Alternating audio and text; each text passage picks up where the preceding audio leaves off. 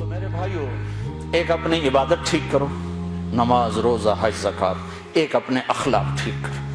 اگر تم مسلمانوں والے اخلاق اپنا کے اس ملک میں رہو تو اسلام کی ہوائیں چل جائیں، لوگوں کے لیے خیر بنو۔ ایک صحابی نے کہا یا رسول اللہ، میں چاہتا ہوں سب سے بہترین میں ہوں۔ تو آپ نے کیا کہا؟ تہجد پڑھ، روزے رکھ، نفل پڑھ، صدقے کر، خیرات کر، حج کر، عمرے کر۔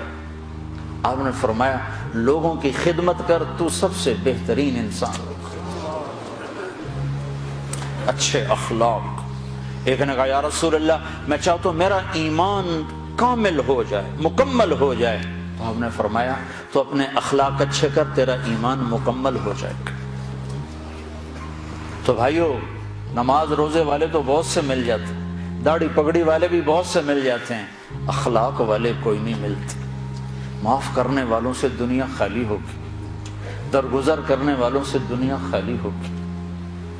بیوی کو غصہ چڑھ جائے تو خامند پہ چڑھائی ہے، خامند کو غصہ چڑھ جائے تو بیوی پہ چڑھائی ہے، اولاد کو غصہ چڑھ جائے تو ماں باپ کی گستاخی ہے، ماں باپ کو غصہ چڑھ جائے تو اولاد کی ٹھکائی ہے، پٹائی ہے۔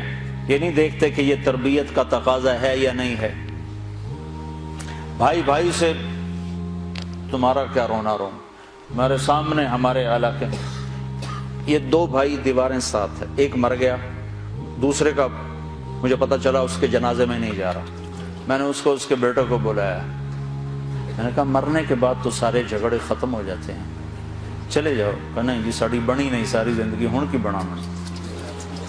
اور میں نے کہا اب تو وہ ختم ہو گیا ہے، جن باتوں پر تم لڑتے تھے وہ باتیں ختم ہو گئیں، اپنی ماں کا دودھ ہی یاد کر لو۔ یقین میرا صرف پڑوسی تھا، میں نے اس کے پاؤں پکڑے، ہاتھ جوڑے، نہیں گیا جنازہ۔ ایسوں سے جہان بھرا پڑا۔ ہمارے اخلاق کیا ہیں؟ جو سلام کرے اسے سلام کرو، جو نہ کرے نہ کرو، یہ ہمارے اخلاق۔ جو مسکرائے اس کے سامنے مسکراؤ، جو آنکھیں دکھائے اس کو وٹا دکھاؤ، یہ ہمارے اخلاق۔ آپ نے ارشاد فرمایا ساری زندگی کے تہجد گزار اور سارے دن کے روزے دار سے آگے نکل جائے گا اچھے اخلاق والا۔ چونکہ یہ مارکیٹ میں سودا ہے نہیں۔ اور سارے اخلاق کا نچوڑ ایک چیز بتاتا ہوں، یہ زبان قابو میں رکھو، سارے اخلاق قابو میں آ جائیں گے۔ مظفر آباد کشمیر میں ہماری جماعت تھی تو وکلاء کا وفد آیا ملنے۔ میں نے آدھا پونا گھنٹہ بات کی تو پھر ایک وکیل صاحب کہنے لگے جی ایک نصیحت کر دیں، آپ کی بہت ساری نصیحتیں سنی ہیں، ایک نصیحت کر دیں۔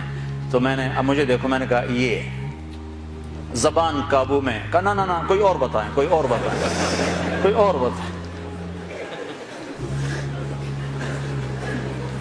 اگر آپ اپنی زبان پہ قابو پا لو، غصے کے وقت بھی، خوشی کے وقت بھی، اس میں سے تول لفظ نکالو تو آپ سے بڑا مقام والا کوئی نہیں ہوگا۔ تہجد نماز روزوں سے کوئی آپ کو نہیں پکڑ سکتا، حج عمروں سے آپ نہیں پکڑے جاؤ گے۔ سعید انور اور محمد یوسف جب مسلمان ہوا تو یہ دونوں میرے پاس آئے تو کہنے لگے سارا زور لگ گیا کرکٹ پر، تو کوئی جنت کا شارٹ کٹ بتاؤ۔ زور ادھر لگ گیا تو میں نے کہا اپنے اخلاق ٹھیک کر لو۔ اس پر تھوڑی سی بات کی، کہا نہیں یہ تو بہت مشکل کام ہے، تو بہت مشکل کام۔ میں نے شارٹ کٹ تو پھر یہی ہے، آپ کو جس روڈ پہ رش ہوتا ہے تو آپ گاڑی موڑ لیتے ہو کہ نہیں موڑ لیتے؟ اب وہ پہلے کو کمپیوٹر بھی بتا دیتا ہے ادھر نہ جاؤ، ادھر ٹریفک بلاک ہے، تو آپ خالی روڈ جب ہوتی ہے تو آپ گاڑی بھگاتے ہو، راستہ کھلا ہے بھگاؤ جتنی بھگا سکتے ہو۔ تو میں یہ مثال دیا کرتا ہوں کہ نماز کے روڈ پر بھی بہت لائن ہے، بڑی لمبی لائن لگی ہوئی ہے، روزے کا روڈ بھی بھرا ہوا ہے، حج کا روڈ بھی بھرا ہوا ہے، عمرے کا روڈ بھی بھرا ہوا ہے، علم کا روڈ بھی بھرا ہوا ہے، لکھنے پڑھنے کے روڈ بھی بھرے پڑے ہیں، اور درس قرآن درس حدیث کے روڈ بھی بھرے پڑے ہیں۔ اخلاق والا روڈ ہی خالی، بندہ ہی کوئی، نہ کوئی مرد نہ کوئی عورت۔ تمہاری سزوکی بھی ہوگی تو مرسڈیز سے آگے نکلے گی، کیونکہ وہ تو کھڑی ہوئی ہے، تمہاری جا رہی ہے، خدا کے سہارے چلی جا رہی ہے۔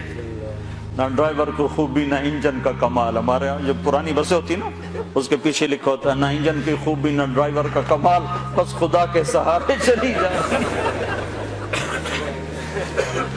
تو میرے رب کی قسم، تم یہ مرد عورت اپنے اخلاق اچھے کر لو، تمہیں پکڑ کوئی نہیں سکتا۔